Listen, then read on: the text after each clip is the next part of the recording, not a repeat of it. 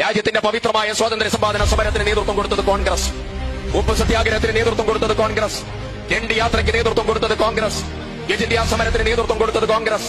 Union Jack താഴ്ത്തിയത് കോൺഗ്രസ്. ദേശീയ പതാക ഉയർത്തിയത് കോൺഗ്രസ്. പഞ്ചവത്സര പദ്ധതികൾ കൊണ്ടുവന്നത് കോൺഗ്രസ്. പ്ലാനിംഗ് ബോഡി രാജ്യത്തുണ്ടാക്കിയത് കോൺഗ്രസ്. ലോകത്തെ ഏറ്റവും വലിയ റെയിൽവേ സംവിധാനമുള്ള രാജ്യമാക്കി ഈ രാജ്യത്തെ ഉയർത്താൻ നേതൃത്വം കൊടുത്തത് കോൺഗ്രസ്. ഹരിത വിപ്ലവം തീർത്തത് കോൺഗ്രസ്.